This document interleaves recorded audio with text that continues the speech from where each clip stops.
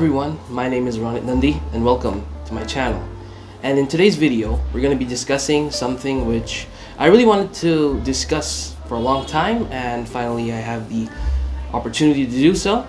Today we're going to be talking about my motorcycle, which is the Tvs Apache Rtr 180 2V.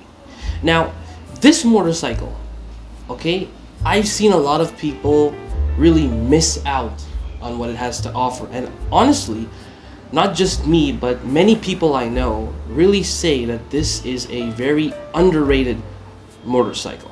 Now, why is that so? Because before buying this bike, I had a Honda Hornet CB160R. It was quite old, but it gave solid performance, right?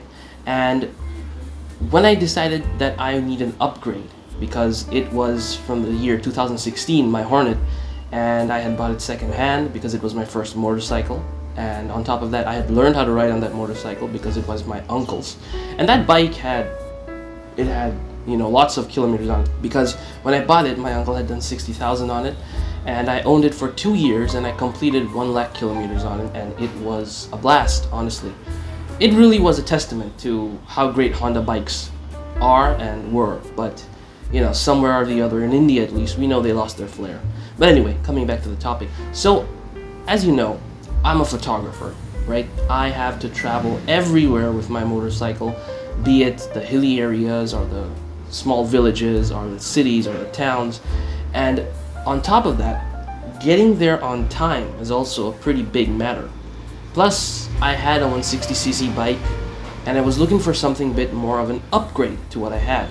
And I didn't have that high of a budget at the time, so I wanted something which had good performance, which was an upgrade to the 160 that I had, and it would be more useful for me, because in my life I have to consider a few things. Number one, I have to always carry a pillion.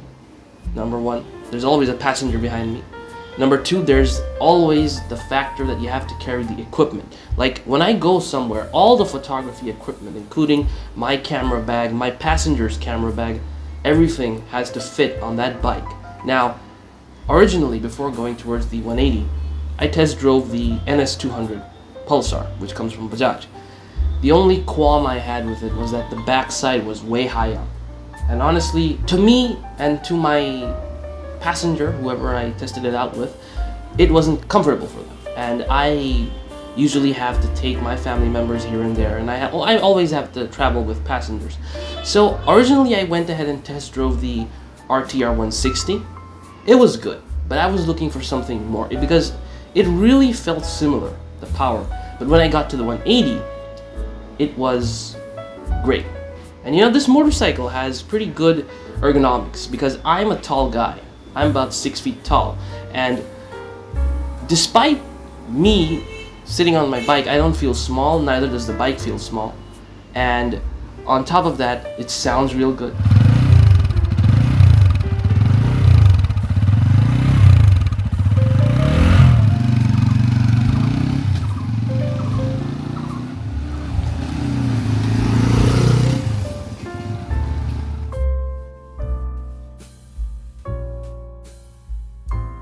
Performance is there. Whenever you need that performance, it's there.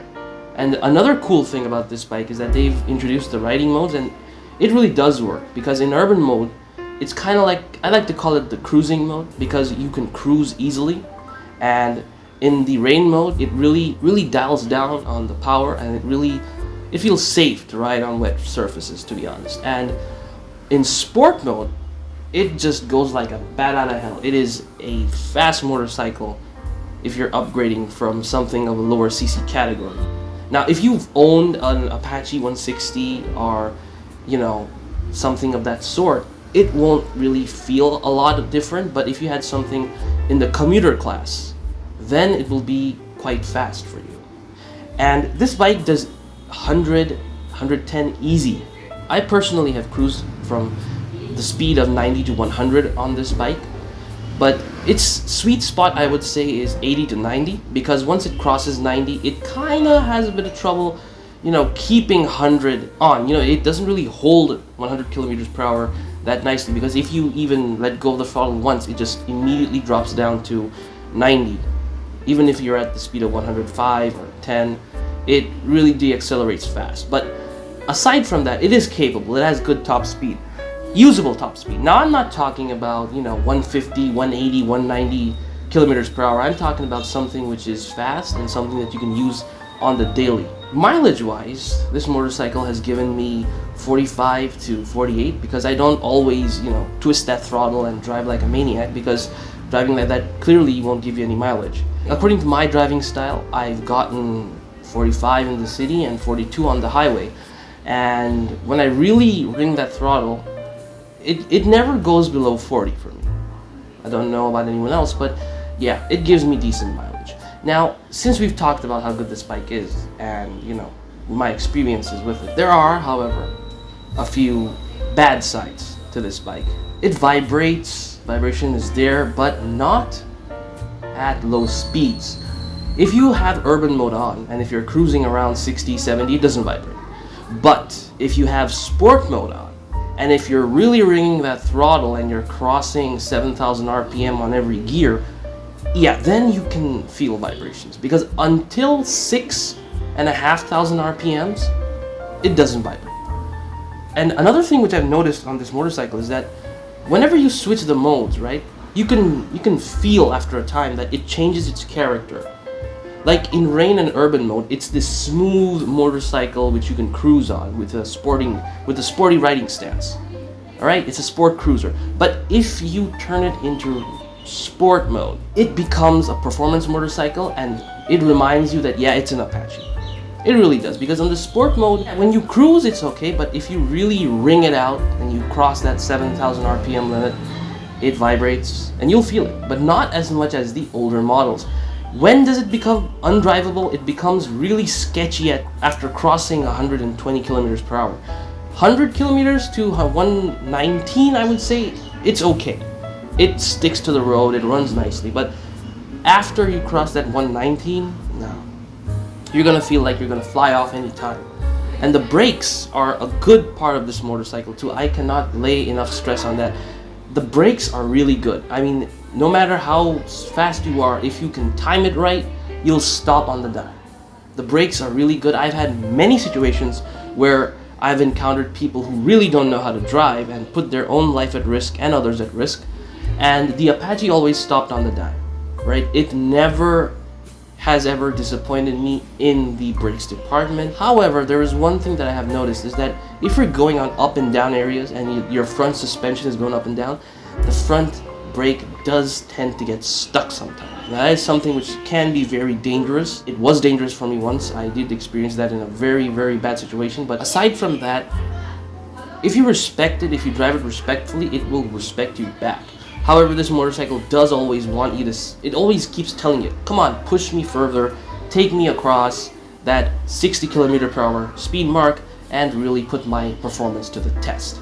Now, who's this bike for? This bike is for people who want a utility motorcycle, to be honest. Something which they can, carry things in, carry people in, and something which can give great performance and a budget, and people who are okay with not getting 50 kmpl plus. Yes, you have to sacrifice a bit of mileage, but if you drive smart, you can get good mileage. But I'd suggest if you keep mileage as a priority, it has to have high mileage, then you can go for the 160. You can get the Tvs Rtr. That's a good alternative. It's a lot like the Apache. I've driven it, but I haven't been, I mean, I don't like it because it feels small for me, and on top of that, the Apache just feels way more better than that. And another thing is why you should consider the Apache, because if you have a tight budget, if you don't like, Bajaj or KTM or all those stuff, if you want something that can, get off that green light immediately, which has good stopping power, which has the ability to carry not only your friends and family, but equipment and stuff that you have to take from one place to another, this bike is definitely for you, because this bike has really been a good partner for me. And I have done lots of riding with it, and every moment is a pure bit of joy. So I hope you found this video informative, and I hope that you know, if you're thinking about buying an Apache 180, if these points are helpful to you, if you found that these points are something you're looking for, then go ahead, you will not regret it. But beware about one thing, you have to keep it properly maintained, because there is a friend of mine who I know who also bought a 180 during the time that I bought mine actually, and he didn't really bother maintaining his, and his bike is a lot more sketchy than mine, albeit it doing less kilometers than mine, but still, he's done 2,500, I've done 4,000 plus. I have no problems whatsoever, but his bike, it shakes when it crosses 70 kilometers per hour. It doesn't give him mileage. He doesn't really look after it. And not just in case of this Apache, any motorcycle that you buy, you really have to look after it. And honestly, the service cost on this is a bit high, but you have to keep in mind, TVS parts, not just me, but if you go and ask any mechanic, TVS parts, they're built to last. They last, and honestly, to me at least, my opinion, TVS parts feel justified for the Apache 180. Not talking about any other motorcycle though. Yes, they're pricey. Yes, they'll hit you a bit in the pocket, but they'll last you for a while, right? Like, I know people who still haven't changed their clutch plate in their Apache, and their Apache's like 10-15 years old. So that is another fact. So I hope you guys found this video informative. If you did, then do consider subscribing and liking this video. A lot more videos will be coming soon, and yeah, I hope this video was helpful to you. Thank you very much for watching.